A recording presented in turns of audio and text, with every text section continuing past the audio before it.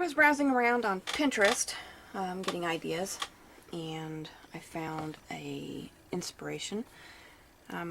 If you haven't visited my Pinterest board before and you need inspiration, I do have an art and journaling category, and there's also even one with some videos in it. But if you click on the art and journaling one with this woman's face, I have over 1,100 pins in it of different things that I thought would be fun to try out or gave me inspiration and that kind of goodies. So I will link to this particular board. You can always access my Pinterest from my YouTube profile, but I will link this specific board in the description so you can find it easier. This is the picture that I felt inspired by. So they've taken paint and done circles on the paper, and then they've gone in using watercolors. Well, I'm going to do the circles part just like they did. I have these assorted sized circles to try. These are just centers of different products when they ran out, and I kept them because I thought they would be good for mark making. So I've just thrown them in this little dish. And instead of watercolors, I'm going to use my Inktense pencils that are reactive to water, and I can see which colors I have to pick from. Fairly easy because I did this paint swatch into the lid here, and I just colored the color and then added the water to it and drug it out so I could see what it would look like as it thinned down. So obviously we need a art journal of some type. We're going to use this one. This is the one I do my random whatever's in. Let's see where we can start off at. Alright, we have this page. I got my paint in the way. Let's see. This one here I'm going to save for something else. This I threw down some texture paste or wall spackle, I think it was. I had leftover, so I just smeared it on here. I might use that one. I think that should be saved for something different. Same with those. I have another one in here. Alright, I think we're going to work on this one. So I don't need it fully open. And I'm going to go this way just for ease of viewing, and I don't mind going sideways. So obviously I'm going to need a bit of black paint, and what I am using is, this is like wax paper you would use for cooking. It's got the shiny on one side and a kind of a plain on the other, and I just chop it up into smaller pieces because I have a fairly big roll.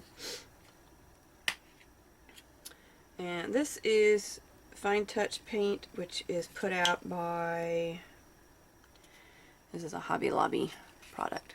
So student paints, step up from craft paints, but not quite an artist's paint. So we need a healthy portion of that. And let's see, what can we use to, let's get a palette knife, spread that around a little bit. Apparently I didn't clean my palette knife. Just get this kind of evened out a little bit better so I can put the different texture tools into it. And I think I'm even going to add a little bit of extended dry time. Hang on, I gotta grab that. Well, that took longer than I expected, but you won't notice because I'm going to edit that out. But this is Liquitex Slow Dry Blending Medium. Just gonna split a bit of that in there. This will just help make sure that the paint doesn't dry out while I am working on applying the different size circles to the page. And it also thins it out some, which makes it go a little farther, and it should come off the tools, the texture tools, easier. So you want to make sure that you get that mixed in well, because you don't want to find later on that you have a blob of the medium that has thinned out the paint substantially, and then your circle won't be complete. Let's see, where's my leftovers book? It has run off too. Oh my gosh. Tell you what, trying to get ready to move, you really lose all your things. Alright, this is one of my smush books. You're not going to be able to see it very well. It's the same as this other book, but this one's twice the size. And I learned this from Donna Downey. She has a huge moleskin that she had always smushed her paints into, so when I've had a leftover palette paper, you know, I spin it around on the page and, you know, just add paints and whatever's to it. Here's when I was doing a project with a stencil. So these are relatively thin papers, and that's no big deal because once all this nice yumminess is added to it and other things are added to it, the pages will be thickened up, and I can even use them as jelly plate clean-offs, that kind of stuff. So I can even cut them down into halves, pull them out, cut them into half, and then use them in a jelly plate and thicken them up that way. Alright, so there we have that. I don't know if I want that big. I think this, and maybe a couple of those would be a good one. Okay, I'm going to use the side that doesn't have much paper stuck to it. Alright, let's see. Okay, I've got the camera off to the side again for this video. I did that in a previous video. And I'm just trying it out to see what I think. It allows me to actually access this part better. You know, the camera legs to my right rather than being right in my face. We'll see how that works. Alright, I'm going to give this a bit of a twist. There, get a little bit of that paint spread around. Now, because this isn't a flat page, because of the spackle that's on here, this paint may not go down completely flat to begin with. That's why I'm doing this bit of twist. See, it's not quite adhering, and I may have needed a bit more paint. Let's see. I think it's because of the shape of the page. And just rock your texture tool around a bit. Alright, I do need something for the edge here. I think I've moved all of those somewhere inconvenient. This should work. This is some leftover deli paper. Just want to make sure it doesn't kind of get off the edge here. Not that it really matters if I have paint on my other pages, but I just don't want that particular page changed because I like the theme I've got going on. Just want to get a little bit of circles here off the edge.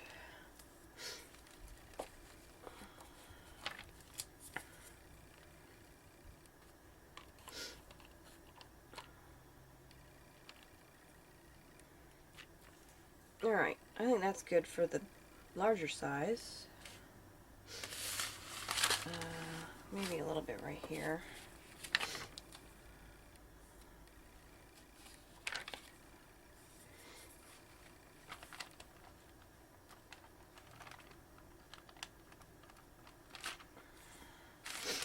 That looks pretty cool. Alright, let's see what's next.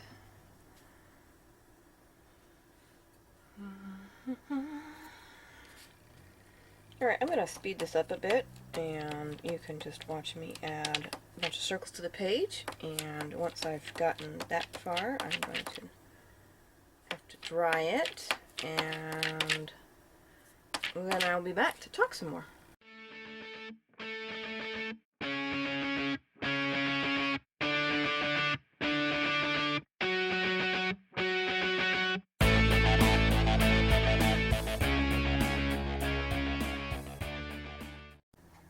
Alright, I am back. We dried that up, and it was pretty cool how it left some interesting texture. I mean, let's see if I can zoom in some here. Let's see if I can, yeah, right there. You can see the shiny bits, that's dry. And it's got a bit of a raised texture to it. So that's going to be pretty fun to have on the page there.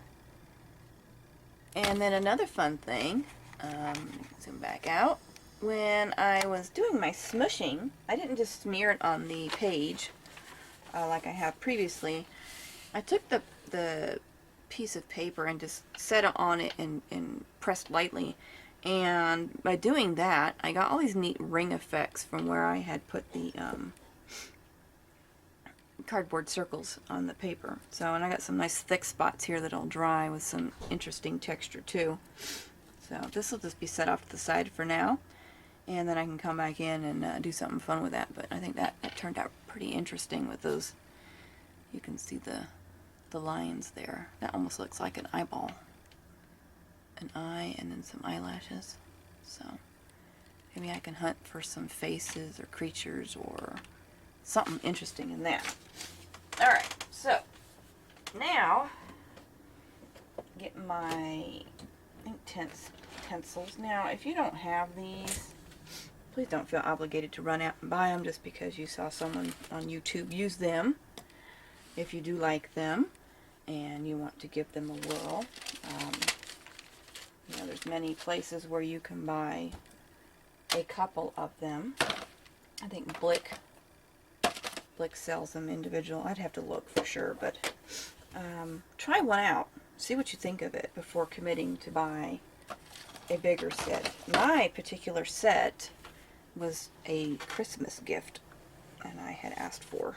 So I don't tend to just run out and buy these expensive art supplies whenever I feel like it. I ask for them in conjunction with something like birthday or Christmas or Mother's Day, or, you know, something like that. So what I'm going to do now, I think what I would like to do is we're going to go, like, you know, one color here, and then whatever color those two would create if they were mixed together into the little overlap. You know, was it Venn diagrams, where the thing that is shared between the two things is in the overlap. I just thought that would be a neat way of doing that. And I need my color chart handy just so I can get a good idea of what I want to do. I think I'm going to start with some light colors. So we're going to go down here with this. What is this one? This is the cadmium yellow. It's kind of a good color. So I'm going to go, I think this would be a good one. Now, because these are water reactive, you don't have to come in here and color like a perfect coloring episode. You just pretty much need to get the color into the area, and then your efforts will be helped along when you come back with the water.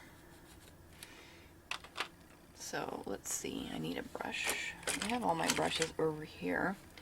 Now, I'm not a very good brush person. I don't pay attention to most of them as far as, did I use that with watercolor last time? You know, that kind of thing. I only actually have two brushes that are labeled, and that is these two. These are my gunky brushes. This one here, and only I can see these words, but there's a G left, and I actually need to make a new sticker, but G represents gesso. And the other one with the flag on it is the one I use for my matte gel and that kind of thing. And these regularly get really nasty. And I just soak them in Murphy's oil soap. And I usually don't even bother to dilute it. I just go straight in there. I have a little container I put it in. And you only want that up to, you know, your bristles. If you get it all the way up in here, you're going to start weakening your glue that holds your end of your brush there into the handle.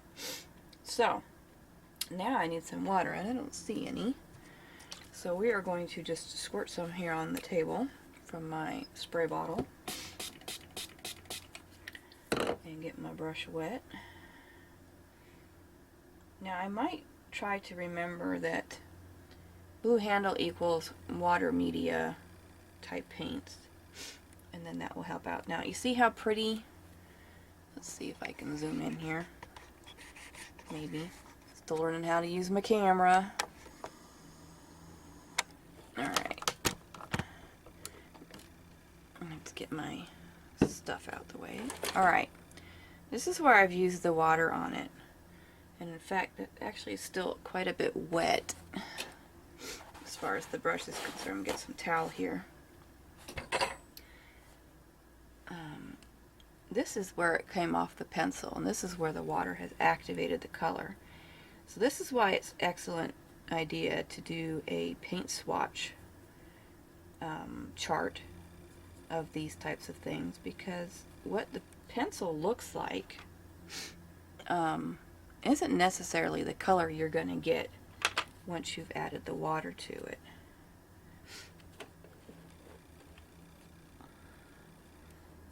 Just come along, and you want to make sure you get in there and have enough water to moisten all of the color you've put down. Now, I don't know if you can see these, but like right in here, you can see where the pencil was rubbed onto the paper. Now, if that bothers you, you just want to work at it a little more with your water, and then you can get rid of some of those lines like that. But I think it adds a little bit of extra texture to the page. So, in between colors, you're going to want to clean off your brush. Relatively easy since it's water. And, oops, wrong way. And I'm just going to continue on. I'm going to allow you to see me work on some of these for a little while, and we'll see where it takes me.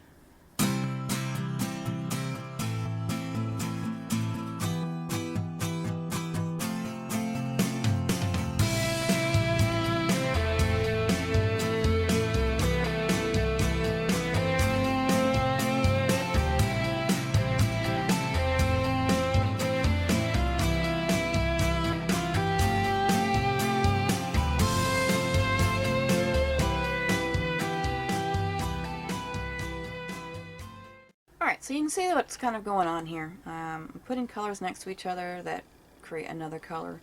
Obviously these are the primaries and secondaries. And then once I start branching out into some of these other zones, I can pick up a lot more of the other varieties, you know, because obviously depending on what kind of blue and how much red, you can get a wide assortment of purples when they're mixed together. And same with the greens, with the yellows and the blues. And I'm just going to continue on and do that, and I will come back when I have filled up the page. So we'll see you in a little bit. Here I'm back again with my finished page, and some of these circles are still a little wet and need to dry, but I think it was pretty fun. It got a little annoying trying to come up with color combinations, so I just kind of went with the general, you know, here's some blues, here's the greens, some reds, browns and reds, and you know, just, and then I added a pop of color separate from the others, like, you know, here's a really bright yellowish green that's removed from this area, and then an orange over here, it's farther away from that, you know, that kind of deal, just to balance it out. So that was pretty fun stuff, and I don't think I'm going to add anything extra to this page. I kind of like it the way it is. I might come back at one point with some other color and come back in and fill in the backgrounds, but I don't think so. It kind of looks like you've just blew a whole bunch of bubbles and all the light's hitting it, and you know, you're seeing the other colors through them, and a fun technique. So make sure that you stop by Pinterest if you want to see this inspiration page. Like I said, I'll be linking that particular altered, was it art journaling? I don't remember what I called it. I'll link the Pinterest board where this particular picture is at. You can choose to follow me there if you want to see what other things I pin. If you have not done so already, please subscribe to my channel and you can see future art that I will be doing. And also hit the like button, shares the video to your wall as well, so that other people will see it and maybe come look and subscribe. So I hope you're having a wonderful day, and thanks for watching. Bye.